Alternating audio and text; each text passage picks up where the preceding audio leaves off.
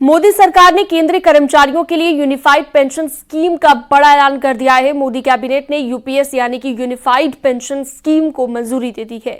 1 अप्रैल 2025 से unified pension scheme लागू होगी। रिटायर्ड कर्मचारियों को भी यूपीएस का फायदा मिलेगा। 25 साल तक काम करने वालों को पूरी पेंशन दी जाएगी। खास बात यह है कि जो लोग 2004 से मार्च 2025 तक रिटायर हुए हैं, उन्हें भी इस पेंशन स्कीम का लाभ मिलेगा। साथ ही उन्हें ब्याज के साथ एरियर भी मिलेगा। केंद्र सरकार ने कर्मचारियों के लिए यूपीएस का ऐलान कर दिया है। आज यूनिफाइड पेंशन स्कीम अप्रूव हुई है। ये स्कीम केंद्र सरकार के करीब 23 लाख कर्मचारी, करीब 23 लाख एम्प्लॉयज हैं, उनको इसका बेनिफिट मिलेगा। ऑप्शन रहेगा, कोई अगर एनपीएस में रहना चाहे तो एनपीएस में रह सकता है, यूपीएस में ऑप्ट करना चाहे, which is naturally a very attractive scheme, तो उसमें ऑप्ट कर सकता है। प्लस राज्य सरकारें अगर इसी फ्रेमवर्क को, इसी आर्किटेक्चर को यूज करना चाहे तो राज्य सरकारें भी इस आर्किटेक्चर को यूज कर सकती है। अगर राज्य सरकार के कर्मचारी भी इसमें शामिल होते हैं तो करीब 90 लाख के आसपास टोटल कर्मचारी इसका बेनिफिट मिलेगा। केंद्र सरकार ने कर्मचारियों के लिए यूपीएस का ऐलान कर दिया है। अब आपको बताते हैं कि एनपीएस से कैसे अलग है unified pension scheme. Old pension scheme की तुलना करना कितना सही है इसके साथ, और आसान भाषा में समझिए कि यूनिफाइड पेंशन स्कीम क्या है। हाँ, पहले ओपीएस, फिर एनपीएस और अब ये यूपीएस यानी यूनिफाइड पेंशन स्कीम।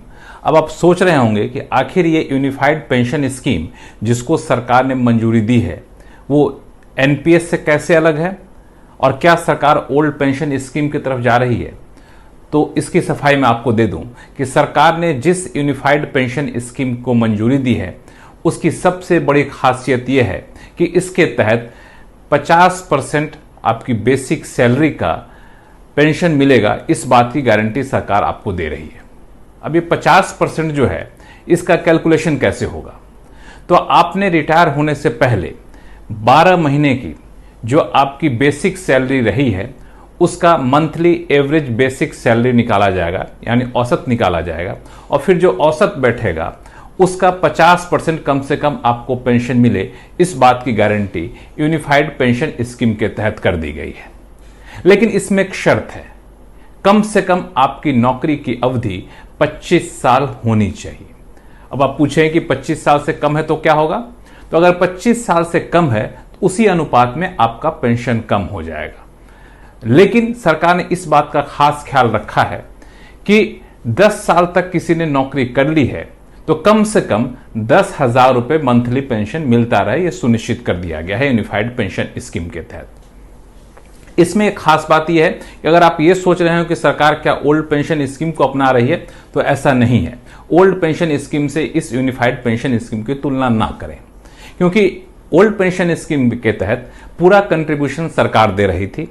एनपीएस के तहत सरकार और एम्प्लॉय दोनों कंट्रीब्यूशन दे रहा था। अभी यूनिफाइड पेंशन स्कीम के तहत क्या है, सरकार ने अपना कंट्रीब्यूशन बढ़ा दिया है, लेकिन एम्प्लॉय का कंट्रीब्यूशन नहीं बढ़ा है। एम्प्लॉय का कंट्रीब्यूशन जो 10% होता था, हम आप जो कंट्रीब्यूट 10% सरकारी नौकरी वाले कर रहे थे वो 10% ही कंट्रीब्यूट करेंगे, लेकिन सरकार जो है अब 18.5% का कंट्रीब्यूशन देगी।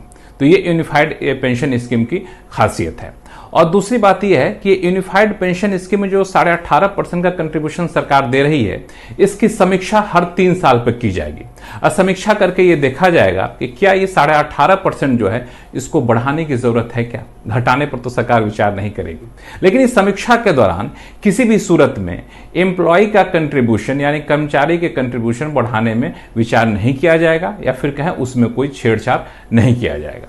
अब ये जो यूनिफाइड पेंशन स्कीम यानी यूपीएस है, ये अगले कारोबारी साल से लागू हो रही है, यानी 1 अप्रैल 2025 से। अब आप पूछेंगे कि जिन लोगों ने एनपीएस को चुन लिया है, नौकरी कर रहे हैं, उनका क्या?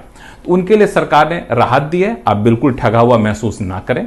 अगर आप नौकरी कर रहे हैं, एनपीएस को चुन लिए हैं तो आप चाहें तो United pension scheme unified pension scheme यानी यूपीएस को आप यहां पे अपना सकते हैं।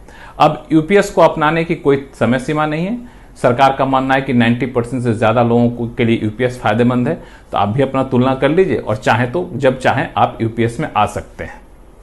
अब एक सवाल ये उठता है कि जिन लोगों ने 2004 के बाद रिटायरमेंट लिया है एनपीएस के तहत, वो तो बिल्कुल ठगा महसूस कर रहे हो कि हम तो रिटायर भी हो गए, एनपीएस ले लिया था, अब क्या करें। तो वहां भी सरकार ने एक बड़ी राहत दी है और ये कहा है कि 2004 के बाद एनपीएस के तहत जो लोग रिटायर किए हैं वो अगर चाहते हैं तो यूनिफाइड पेंशन स्कीम के तहत आ सकते हैं। ऐसी सूरत में उनको एरियर का भुगतान किया जाएगा। जो एरियर बनेगा उस पर सरकार ब्याज भी देगी। जो पीपीएफ यानी पब्लिक प्रोविडेंट फंड का जो ब्याज है वो ब्याज यहां पे दिया जाएगा। तो ये सारी बातें हैं यूनिफाइड पेंशन स्कीम के तहत। इसमें एक और बात है, फैमिली पेंशन। अगर किसी पेंशन धारक की मृत्यु हो जाती है, उस पर डिपेंडेंट रहते हैं, तो परिवार को फैमिली पेंशन दी जाएगी। वो फैमिली पेंशन अंतिम पेंशन जो पेंशन धारक ने लिया होगा उसका 60% के बराबर का दिया जाएगा।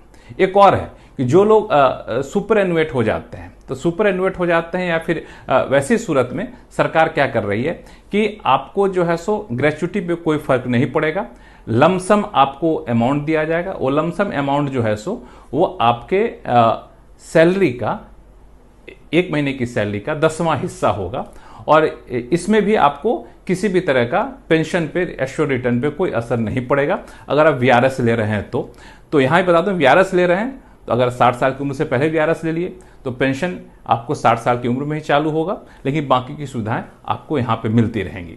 और एक और बात, इसमें इन्फ्लेशन इंडेक्सेशन भी शामिल किया गया है। महंगाई जिस तरीके से बढ़ेगी, जैसे डीए मिलता है मौजूदा कर्मचारियों के लिए, वैसे वहां पे आपको डियरलेंस रिलीफ यानी डीआर की सुविधा यहां पर की गई है। इस पूरी व्यवस्था के तहत जो है सो सरकार का मानना है कि एरियर के तौर पर करीब 800 करोड़ रुपए जाएगा और पहले साल में करीब 6,250 करोड़ रुपए जाएगा लागू होने के पहले साल में, और हर साल ये रकम बदलती रहेगी। लेकिन बिल्कुल अभी यूनिफाइड पेंशन स्कीम, अगर आपने एनपीएस चुन लिया है तब भी आप ले सकते हैं, एनपीएस के तहत रिटायर किए तब भी आप ले सकते हैं, और 1 अप्रैल 2025 से ये यूनिफाइड पेंशन स्कीम सरकार लागू करने जा रही है। लेकिन इसको कतई भी ओल्ड पेंशन स्कीम से तुलना करने की कोशिश ना करें, क्योंकि दोनों शर्तें अलग अलग हैं। एनपीएस से जरूर आप इसकी तुलना कर सकते हैं। तो एनपीएस के मुकाबले मुझे लगता है कि जाहिर तौर पर यूनिफाइड पेंशन स्कीम कई मायनों में काफी ज्यादा बेहतर है।